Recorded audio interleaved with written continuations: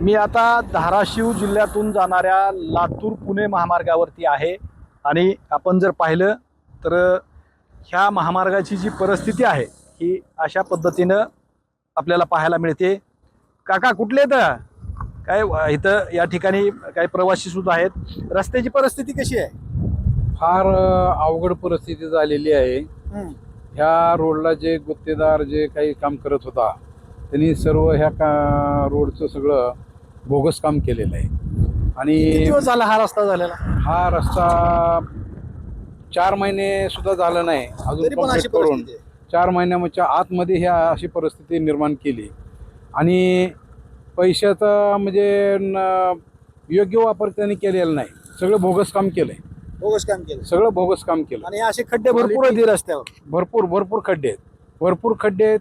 वाहनवाल्यांना धोका आहे, अपघात होऊ शकतोय आणि झालेले आहेत बरेचसे मोटरसायकलवाले पडलेत ह्या जागेवर, अपघात झालेला आहे।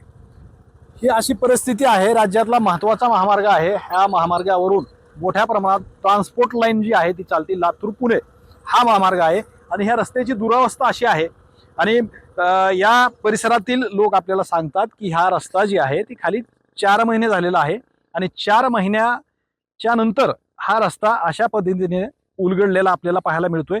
सगळा उकडून गेलेला रस्ता आहे। जवळजवळ 500 ते 600 फुटावरती अशा पद्धतीचे खड्डे जे आहेत ती खड्डे पडलेले आहेत। या ठिकाणाहून अनेक वेळा अपघात झालेला सुद्धा या परिसरातील नागरिक ग्रामस्थ जे आहेत ते सांगतात। कोट्यावधी रुपयाचा खर्च करून गुत्तेदारांनी हे बोगस काम केलेलं असल्याची परिस्थिती आपल्याला पाहायला मिळते।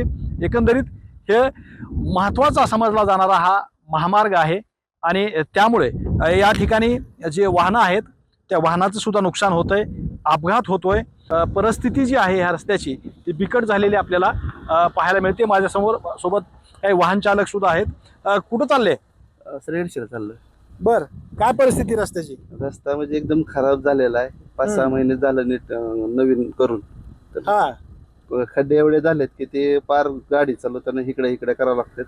ह्याच्यामध्ये पूर्ण गाडीचं बॅलन्सिंग सगळं। कधी झालाय रस्ता? कधी झालाय? एक साधारण 6-7 महिने झालं होऊन नवीन 6-7 महिने झाले। तर ही अशा पद्धतीनं प्रत्येक जण सांगतोय की आपल्याला 4 महिने 6 महिन्याखाली हा रस्ता झालेला आहे। कोट्यावधी रुपये या रस्त्याला खर्चलेत, मात्र हा रस्ता उकडलेला आपल्याला पाहायला मिळतोय आणि हा दुरुस्त करण्याची मागणी सुद्धा परिसरातील ग्रामस्थाकडून आणि नागरिकांकडून केली जाते। श्रीराम क्षीरसागर, TV9 मराठी, धाराशिव, येडशी।